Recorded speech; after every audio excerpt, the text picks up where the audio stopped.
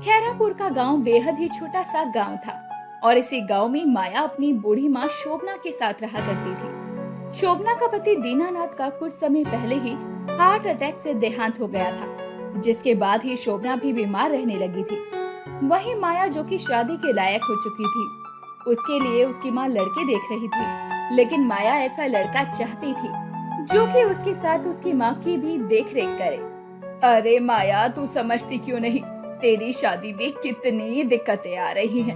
अब तूने ये जिद लगा कर रखी है कि तू शादी के बाद अपनी माँ को भी अपने ससुराल ले जाएगी।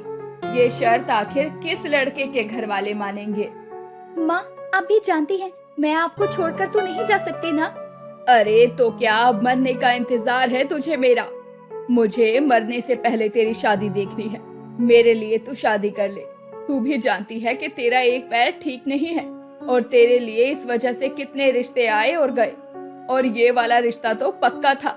लेकिन तुझे ये कहने की क्या जरूरत थी कि मेरे साथ मेरी माँ भी रहेगी? तो आप क्या चाहती हैं कि मैं आपको यहाँ इस हाल में छोड़कर चली जाऊं? मेरा वो मतलब बिल्कुल भी नहीं है, लेकिन अब तेरी उम्र हो रही है तो तुझे शादी तो करनी ही है ना। कब तक अपनी माँ के लिए शादी नहीं करेगी? सब भोलेनाथ कर रहे हैं, उन्हें भी पता है कि आप मेरे बिना नहीं रह सकती। चलो, मैं थोड़े मटके तैयार कर दूं। माया भले ही एक पैर से विकलांग थी, लेकिन उसमें हुनर और हौसला पूरा था। और सबसे खास बात तो ये थी कि माया शिव भक्त थी। उसके दिन की शुरुआत ही भोलेनाथ की पूजा से होती थी। माया मिट्टी के बर्तन, घड़े और छोटी छोटी भगवान की मूर्तियाँ बहुत सुंदर बनाया करती, और इन्हीं से माया का घर भी चल रहा था। वहीं गांव के मोहन का दिल माया पर था। माया में कोई कमी नहीं थी सिवाय विकलांग होने के। एक रोज माया मूर्तियों को रंग कर रही होती है, तभी वहाँ मोहन का आना होता है। अरे माया, क्या बात है। सच कहते हैं गांव वाले, तेरे हाथों में तो जादू है, जादू। आ गया फिर? बता, क्या काम है तुझे? काम तो कुछ भी नहीं है, मैं तो बस यहाँ से गुजर रहा था तो सोचा देखता जाऊं। आखिर तू बना क्या रही है? देख मोहन, मैं तुझे कई बार कह चुकी हूँ, मुझसे दूर रहा कर। मैं तुझसे प्यार व्यार नहीं करती, और ये जो ताका झाकी करता है मुझे बिल्कुल अच्छी नहीं लगती। तूने उस दिन मना किया था ना कि तू मुझसे प्यार नहीं करती, तो मैंने भी तुझसे कुछ थोड़ी कहा। मैं तो बस ऐसे ही यहाँ से जा रहा था तो तुझसे मिलने चला आया। मुझे सब समझ आता है, बच्ची नहीं हूँ मैं। मोहन सीधा साधा और अच्छा था, और वो माया से प्यार करता था। लेकिन जब मोहन ने अपने दिल की बात माया से कही, तो माया ने मोहन से बात करना ही छोड़ दिया। वरना दोनों की दोस्ती इतनी अच्छी थी कि दोनों का काम एक दूसरे के बिना चलता ही नहीं था। मोहन माया के घर का सारा काम भी करता, लेकिन उस दिन के बाद सब कुछ बदल गया। मोहन के जाने के बाद ही माया के पास गांव की ही शकुंतला काकी का आना होता है। अरे क्या बात है माया, मूर्ति तो बड़ी सुंदर बनाई है तूने। वैसे सारी जिंदगी यही करती रहेगी या फिर शादी करने का विचार है तेरा? अरे क्यों नहीं करेगी मेरी बेटी शादी? मैं तो ढूंढ रही हूँ अपनी माया के लिए लड़का। अरे क्यों, मोहन अच्छा लड़का नहीं है क्या? या मोहन अब पसंद नहीं आता माया बिटिया को? वैसे एक समय बाद तो प्यार भी ढल जाता है। अरे शकुंतला, तू भी कैसी बातें कर रही है? मेरी बेटी का मोहन के साथ ऐसा वैसा कुछ नहीं है। वो तो ये लोग बचपन से साथ खेल रहे हैं, खेले कूदे बड़े हुए तो लोगों को ऐसा लगने लगा। माँ, आपको कोई सफाई देने की जरूरत नहीं है। मैं जानती हूँ कि आप जानती हैं और मेरी भोलेनाथ जानती हैं कि मैं क्या हूँ और क्या नहीं। अब क्या आप गांव के हर एक आदमी को इस बात की सफाई देती रहेंगी? सोचने वालों का क्या है, वो तो कुछ भी सोच ले। अरे बाप रे, तेरी बेटी की जुबान तो बड़ी तेज है। माया को ये सुनकर बुरा लगता है, लेकिन वो कर भी क्या सकती। अब वो अपने कामों में लग जाती है। अब देर शाम तक माया के मिट्टी के बर्तन, घड़े और कुछ मूर्तियाँ बिकती है। माया अपने घर के बाहर ही छोटी सी दुकान लगाती थी। अब देर शाम होते ही वो दुकान को बढ़ा देती है और शाम के खाने पीने में लग जाती है।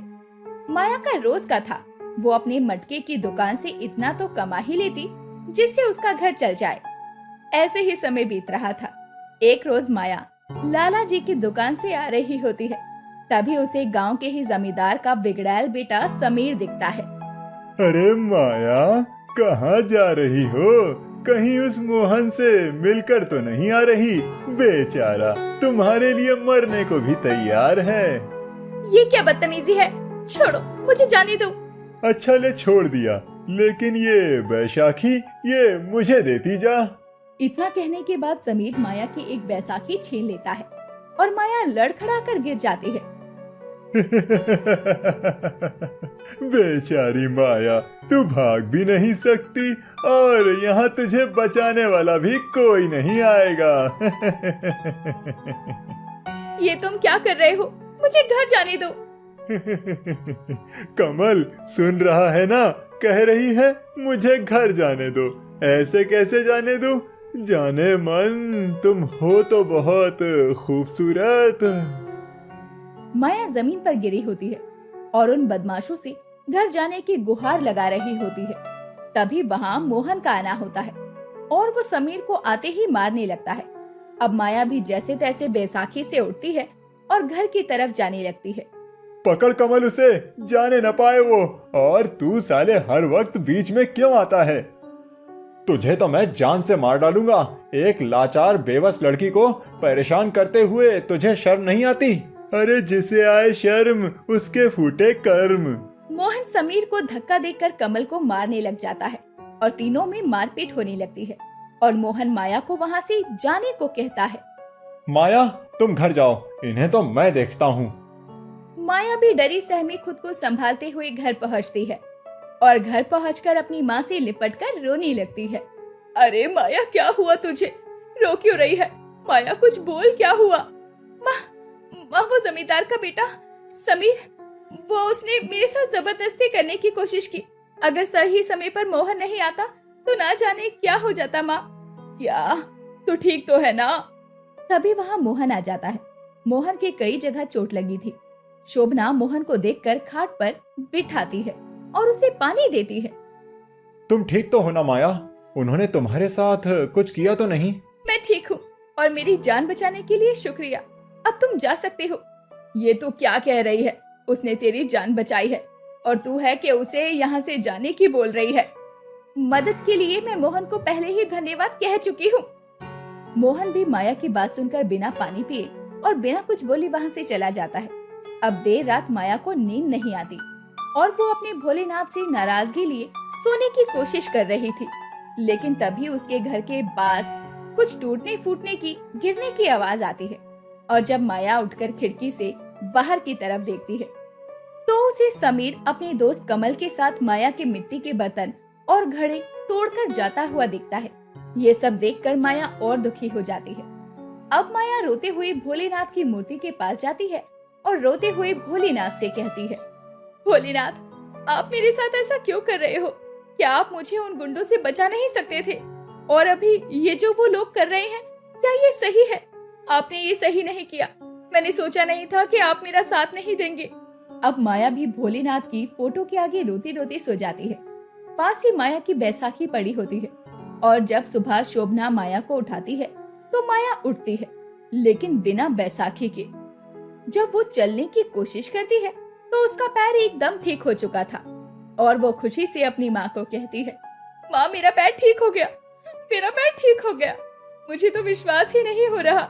अरे ये सब भोलेनाथ की कृपा है और तेरी शिव भक्ति से हुआ है। हर हर महादेव। माया बहुत खुश थी, उसका पैर ठीक हो गया था, लेकिन तभी उसे रात की बात याद आती है और वो तुरंत बाहर जाकर देखती है तो उसके मटके भी सही सलामत थे। ये देखकर माया की शिव के प्रति भक्ति और भी बढ़ जाती है और वो समझ जाती है कि ये सब भोलेनाथ ने किया है। उसके बाद उसे पता चलता है कि मोहन तो एक दिन पहले ही शहर चला गया था और जो मोहन के भेष में माया के घर पर आया था वो कोई और नहीं, साक्षात शिव थे, जो कि माया ठीक है या नहीं ये देखने आए थे। ये सब देखकर माया का दृढ़ विश्वास शिव भक्ति की तरफ बढ़ जाता है और उसके बाद वो अपनी जिंदगी महादेव की भक्ति में ही बिताती है। एक गांव में भगत लाल नाम का एक गरीब ब्राह्मण रहता था। वो सुबह शाम लक्ष्मी नारायण मंदिर में सेवा करता था। जो चढ़ावा मिलता उससे उसके और उसके परिवार का गुजारा होता था।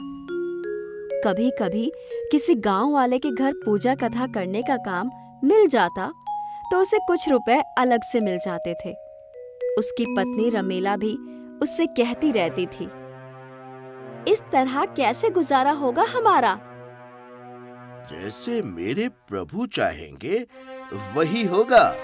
प्रभु की इतनी सेवा करते हो, पर उन्हें कभी तुम्हारी इस हालत पर तरस आया है? ऐसा नहीं है। अरे ऐसा ही है। हमारे बच्चे भी अब बड़े हो रहे हैं, उनके खर्चे बढ़ रहे हैं। हमारी आमदनी नहीं बढ़ेगी तो आगे गुजारा होगा कैसे? सब ठीक होगा भाग्यवान, तू चिंता मत कर। यूं बैठे बैठे तो कुछ नहीं होने वाला। तो ठीक है, मैं दिन के खाली वक्त में कुछ काम कर लूंगा। अच्छा, क्या काम करेंगे आप? किसी सेठ के घर या दुकान में नौकरी कर लूंगा। भगत लाल घर से परेशान निकलता है। गांव में एक सेठ की दुकान पर जाता है। दूर खड़े रहकर देखता है। सेठ जी की दुकान में ग्राहकों का आना जाना लगा रहता है। वो वहां जाता है। सेठ जी नमस्ते। अरे भगत लाल जी, आइए आइए। सेठ जी, एक काम था आपसे। कहिए, बेहिचक कहिए। आपके पास कोई काम मिलेगा? आप क्या काम करेंगे? आपकी दुकान में कोई भी काम। भगत लाल जी, एक तो आपको कपड़ों के बारे में कोई जानकारी नहीं है, आप ग्राहक को समझ नहीं पाएंगे। दूसरा, आपको सुबह शाम दोनों वक्त मंदिर में रहना होता है। मैं कर लूंगा सेठ जी, सीख लूंगा सेठ जी। नहीं होगा आपसे भगत लाल जी, आप दोपहर को ही आ पाएंगे और दोपहर को वैसे भी आराम का वक्त होता है। आराम नहीं करूंगा मैं सेठ जी। लेकिन अब तो वैसे भी ग्राहक नहीं आते।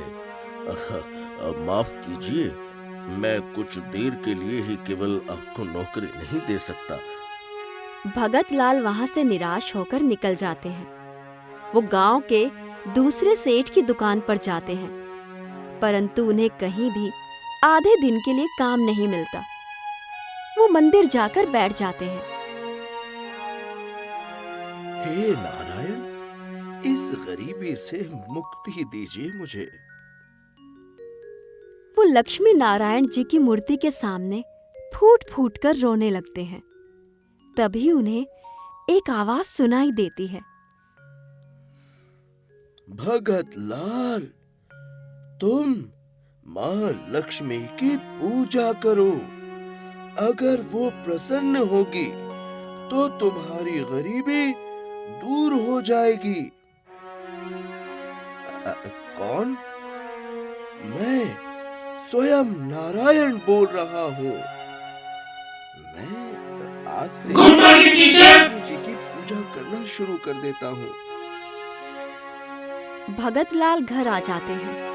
अपनी पत्नी रमीला से कहते हैं, आज मैं पूरे गांव में घूमा, मुझे नौकरी नहीं मिली। फिर जब मंदिर में भगवान से प्रार्थना की तो उन्होंने लक्ष्मी जी की पूजा करने को कहा है। वाह, तो हम आज से ही पूजा शुरू कर देते हैं लक्ष्मी जी की। भगत लाल और उनकी पत्नी रोज दिल से लक्ष्मी माँ की पूजा करना शुरू कर देते हैं। एक दिन भगत लाल और रमीला पूजा कर रहे होते हैं। लक्ष्मी जी उनकी पूजा से प्रसन्न हो जाती हैं। लक्ष्मी जी उनके सामने प्रकट हो जाती हैं। भगत, मैं प्रसन्न हुई तुम्हारी पूजा से। हे लक्ष्मी माँ, आप हमारा प्रणाम स्वीकार करें माँ। माँ, हम पर कृपा करें माँ। हाँ, कहो रमीला, क्या चाहिए? मैं तुम दोनों पर प्रसन्न हुई हूँ तुम्हारी पूजा करने से। हमें सोने की मोहरें दे दीजिए माँ। हाँ माँ, हमारी गरीबी दूर हो जाएगी, हमारे बच्चों का भविष्य अच्छा हो जाएगा माँ। अवश्य। तुम अपने कंधे पर रखा गमछा यहाँ बिछा दो।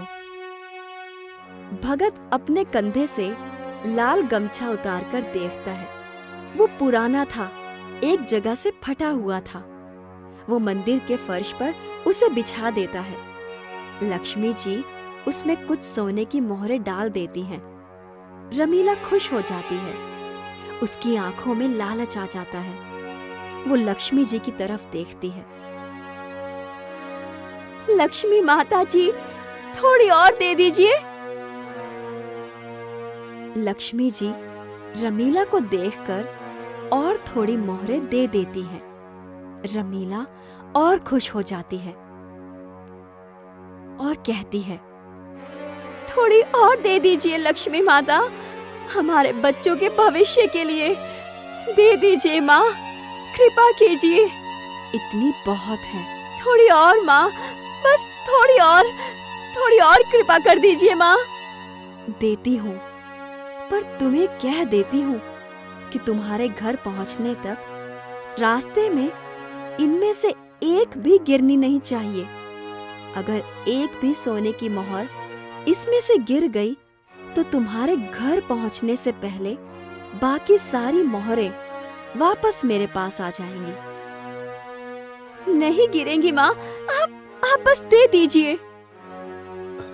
रमीला, अरे लालच मत कर। इसमें जब ज्यादा जगह नहीं है, ये गमछा भी पुराना है, फट जाएगा तो गिर जाएगी मोहरे इनमें से। अजी मैं बांध दूंगी, आप थोड़ा सब्र तो रखिए। माता जी, थोड़ी और कृपा कर दीजिए। भगत लाल बहुत समझाता है, पर रमीला नहीं मानती। लक्ष्मी जी थोड़ी मोहरें और दे देती हैं। रमीला गमछे को खींच तान कर बांध देती है। लक्ष्मी जी वापस अंतर ध्यान हो जाती हैं। रमीला अपने सर पर सोने की मोहरे वाली पोटली उठा लेती है। चलो, तुम भी मेरे साथ चलो और रास्ते में किसी से भी कोई बात मत करना। दोनों मंदिर से निकलकर अपने घर की तरफ जाने लगते हैं। रमीला तेज कदमों से चलने लगती है। धीरे चल रमीला, कहीं ठोकर न लग जाए। अजी नहीं लगेगी, जल्दी से घर पहुंचकर इन्हें बस संभाल कर रख दूंगी। रमीला जल्दी जल्दी चलने लगती है। गमछे को कसकर पकड़कर रखती है। गमछा पुराना था और जहां से फटा था वहां मोहरों की वजह से ज्यादा फटने लगा। उसमें से एक मोहर नीचे गिर जाती है। गिरने की वजह से एक आवाज आती है और आवाज सुनकर वो दोनों पीछे नीचे देखने लगते हैं। दोनों के चेहरों से खुशी गायब हो जाती है। गमछे में से सारी मोहरें गायब हो जाती हैं। गमछा खाली होकर रमीला के हाथ में रह जाता है। रमीला अब रोने लगती है। देखा, अगर थोड़ी मोहरें कम लेती तो ये गमछा नहीं फटता ना, और ये सोने की मोहरें हमारे पास होती। आज तुम्हारी लालच की वजह से हम फिर से गरीब हो गए। हाँ जी, सच ही कहा आपने। मेरे लालच की वजह से आज फिर से हम गरीब हो गए हैं।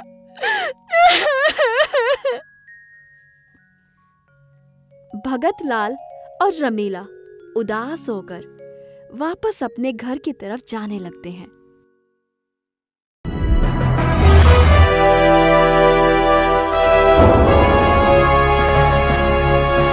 सोनोटेक कैसेट। मैंने कल ही अमेरिका से अपने लिए एक नई घड़ी मंगवाई है। मेरे पास तो पहले से ही अमेरिका से आई एक बहुत महंगी घड़ी है। मैंने तो अपने लिए एक बहुत सुंदर और महंगी कंपनी का चश्मा मंगवाया है। बस सिर्फ चश्मा? अरे मैंने तो चश्मे और घड़ी के साथ साथ जूते भी मंगवाए हैं। और तुम सब अभी तक मंगवा ही रहे हो। मैंने तो ये सब मंगवा कर पहन भी लिया। उस गांव के सरपंचों में से एक सरपंच था, मंगत राम। वैसे तो मंगत राम भी गांव के बाकी लोगों की तरह बहुत अमीर था, लेकिन उसे पैसों के दिखावे का बिल्कुल शौक नहीं था। अरे पैसा भी कोई दिखावे की चीज है। पैसों को तो संभाल कर सबसे छिपा कर रखना चाहिए। वो खुद तो अपना पैसा तिजोरी में संभाल कर रखता था, लेकिन उसकी नजर हमेशा दूसरों के पैसों पर रहती थी। इतना पैसा अगर ये मुझे मिल जाए तो मेरी तिजोरी में बड़े पैसों को थोड़े और यार दोस्त मिल जाए। बेचारे मेरे पैसे तिजोरी में अकेले कितने बोर हो रहे होंगे। और तो और उसे सपने भी पैसों के ही आते थे। पैसा पैसा मुझे चाहिए, सारा पैसा सारा पैसा मुझे चाहिए। एक रात वो अपने खेत से घर की तरफ लौट रहा था। तभी उसने देखा कि एक घर का दरवाजा खुला है। उसने खुले दरवाजे से अंदर देखा तो दीवार पर एक बहुत सुंदर सुनहरे रंग की विदेशी घड़ी टंगी हुई थी। घड़ी देखकर उसके मन में लालच आया। इतनी सुंदर विदेशी घड़ी अगर ये मेरी हो जाए तो मेरा तो वक्त ही बदल जाएगा। वैसे यहाँ कोई दिख तो नहीं रहा, तो क्यों ना मैं इस घड़ी को अपना बना लूं। ये सोचकर वो घर के अंदर गया तो घर के अंदर कोई नहीं था। उसने दीवार से घड़ी उतारी और जल्दी से बाहर आकर सबसे छिपता छिपाता वो अपने घर पहुंचा। अब ये विदेशी घड़ी मेरे पैसों का समय सुधार कर उन्हें और भी ज्यादा बढ़ा देगी। अगले दिन घड़ी चोरी की बात पूरे गांव में फैल गई और जिसके घर चोरी हुई थी उसने पुलिस को बुला लिया। कोई बताएगा कि ये चोरी किसके घर पर हुई है? चोरी मेरे घर हुई है। कल रात मैं थोड़ी देर के लिए दुकान में सामान लेने गया था और वापस आया तो मेरे घर से बहुत कीमती विदेशी दीवार की घड़ी गायब थी। क्या तुमको किसी पर शक है? नहीं, मुझे किसी पर शक नहीं है। कोई बात नहीं, मेरी छानबीन शुरू हो गई है। चोर जो भी है जल्द ही पकड़ा जाएगा। मंगतराम सरपंच जी, आपको किसी पर शक हो या चोर के बारे में कुछ भी पता चले तो आप मुझे जरूर बताइएगा। बिल्कुल इंस्पेक्टर साहब, ये अच्छा है। मैं गांव का सरपंच हूँ, इसलिए कोई मुझ पर शक नहीं कर रहा।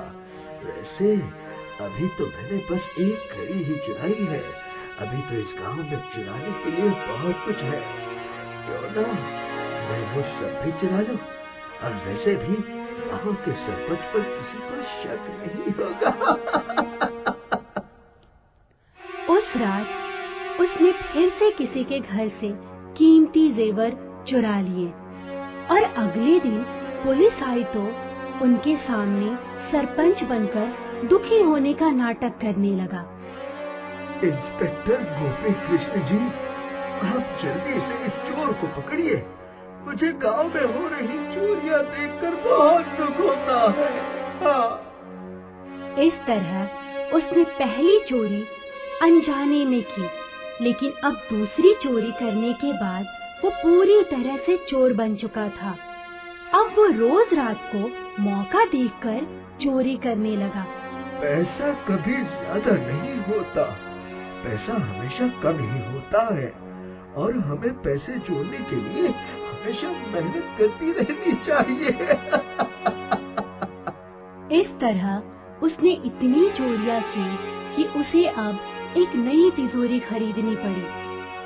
चलो अब इस तिजोरी को भी भरते हैं। फिर एक दिन मंगतराम को पता चला कि कृष्णपुर के विधायक नेता लड्डू सिंह के घर बहुत सी नकदी पड़ी है। चलो एक बार नेताजी के घर भी चोरी की जाए।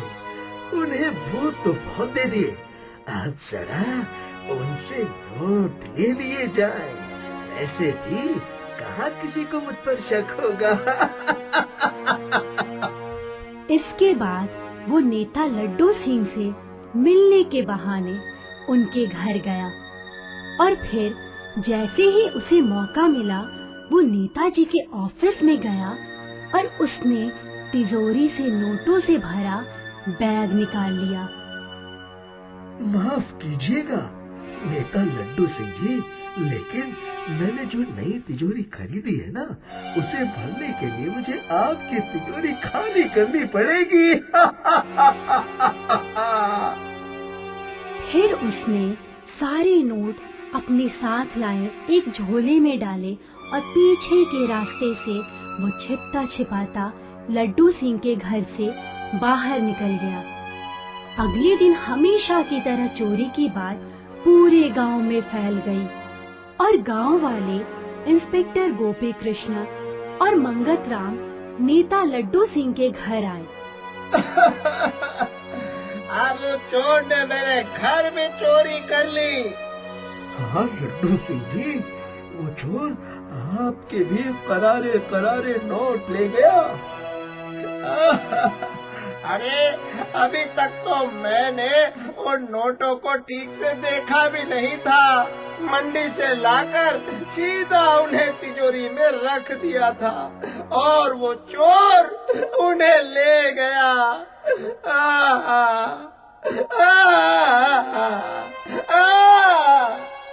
आप चिंता मत कीजिए लड्डू सिंह जी, मैं जल्दी ही उस चोर को पकड़ लूंगा। क्या पकड़ लोगे? हर चोरी के बाद तुम यही बोलते हो और चोर आकर फिर से चोरी कर जाता है। नहीं लड्डू सिंह जी, मैंने बहुत छानबीन की है और मुझे लगता है वो चोर इसी गांव का है। मुझे बस थोड़ा सा समय और दीजिए। ये इंस्पेक्टर बहुत समझदार बन रहा है, अभी इसे रास्ते पर लाता हूँ।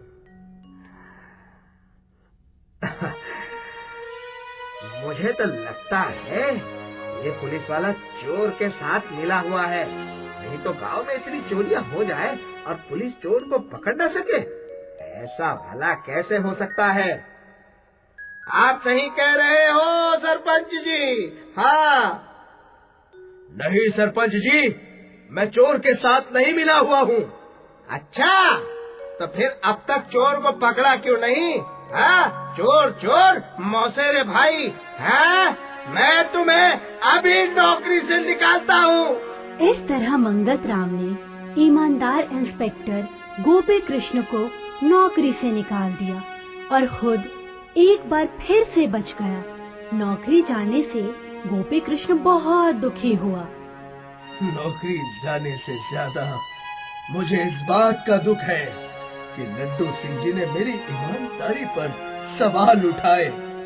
हे कृष्ण भगवान जी, आप तो जानते हैं मैं कितना ईमानदार हूँ, फिर मेरे साथ ऐसा क्यों हुआ?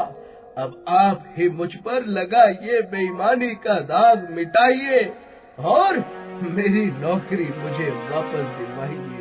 हे प्रभु। रोते हुए गोपी कृष्ण की आवाज भगवान कृष्ण तक पहुंच गई। मैं सब कुछ देख सकता हूँ, पर अपने भक्तों की आंखों में आंसू नहीं देख सकता। और ये मंगत राम लगता है अब इसकी चोरी की तिजोरी भर गई है, अब इसे सबक सिखाना ही पड़ेगा। भगवान कृष्ण ने प्लान बनाकर किसी तरह मंगत राम के कानों तक ये पहुंचा दिया कि गांव में रहने वाले गंगा प्रसाद के घर बहुत सारी नकदी पड़ी है। और फिर अपने लालच से मजबूर मंगत राम ने गंगा प्रसाद के घर से वो नकदी का बैग चुरा लिया। अगले दिन कृष्ण भगवान पुलिस इंस्पेक्टर का रूप लेकर कृष्णपुर आए। एक बार फिर से गांव में चोरी हो गई। आखिर कौन है ये चोर? जो बार बार हमारे गांव में चोरियां कर रहा है। अब इसका जवाब तो ये नया इंस्पेक्टर ही देगा। नहीं मंगत राम सरपंच जी, इस बात का जवाब मैं नहीं बल्कि एक बम देगा। बम? अब ये बम कहाँ से आया? ये बम मैंने 2 दिन पहले ही गंगा प्रसाद जी के पैसों से भरे बैग में छिपा दिया था। अब इस रिमोट को दबाते ही वो बम फटेगा और हमें पता चल जाएगा कि आखिर वो चोर कौन है। गांव वाले इन चोरियों से थक चुके थे, इसलिए वो ये सुनकर बहुत खुश हुए। हाँ, अभी दबाओ बटन और उड़ा दो उस चोर को। उस चोर के साथ ऐसा ही होना चाहिए। मुझे तो, मैं रिमोट दबाता हूँ। लेकिन मंगत राम के डर के मारे पसीने छूटने लगे थे। अब अगर वो चोर उस बैग के आसपास होगा तो वो बम के साथ फट जाएगा, और अगर वो बैग के आसपास नहीं हुआ तो कम से कम हमें ये पता चल जाएगा कि चोर कौन है, और फिर हम उसे पकड़कर जेल में डाल देंगे। पर अगर बम फट गया तो चोरी के सारे पैसे और बाकी सामान भी बर्बाद हो जाएगा। कोई बात नहीं, होने दो बर्बाद। हम बस उस चोर को सजा देना चाहते हैं बस। मगर चोरी के सामान के साथ साथ मेरा अपना पैसा, जेवरात और मेरा घर भी फट जाएगा। नहीं नहीं, ऐसा मत करो। अब बम मत फोड़ो। क्यों ना फोड़े, आपको इससे क्या परेशानी है? अब मंगत राम के पास कोई रास्ता नहीं बचा था, इसलिए अपने पैसे और घर को बचाने के लिए उसने मान लिया कि क्योंकि मैं ही वो चोर हूँ, वो सब चोरियाँ मैंने ही की है। ये सुनकर गांव वाले बहुत गुस्सा हो गए। हम तो आपकी बहुत इज्जत करते थे, लेकिन आप तो चोर निकले। एक सरपंच होकर आपने चोरी की। पहले तो तुमने मेरे करारे नोट चुराए और फिर मेरे सामने दुखी होने का नाटक किया। तभी कृष्ण भगवान अपने असली रूप में आए और बोले, मंगत राम, बचपन में मैं दूध, दही, मक्खन की चोरी तो किया ही करता था, लेकिन मैंने ऐसे अपनी चोरी का इल्जाम कभी किसी और पर नहीं डाला, और चोरी भी मैं उतनी ही करता था जितनी मैं खा सकता था। मैंने मक्खन चोरी करके कभी ऐसे छुपा कर नहीं रखा।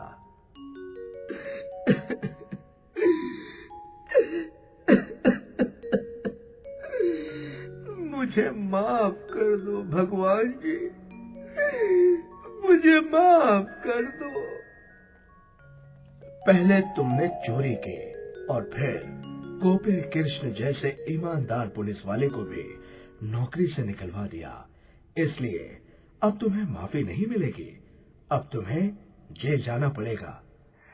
बोलो कृष्ण भगवान की जय। तो इस तरह कृष्ण भगवान एक पुलिस इंस्पेक्टर का रूप लेकर मंगत राम का सच सबके सामने लाए और इंस्पेक्टर गोपी कृष्ण को बेगुनाह साबित करके उसकी नौकरी भी वापस दिलवाई।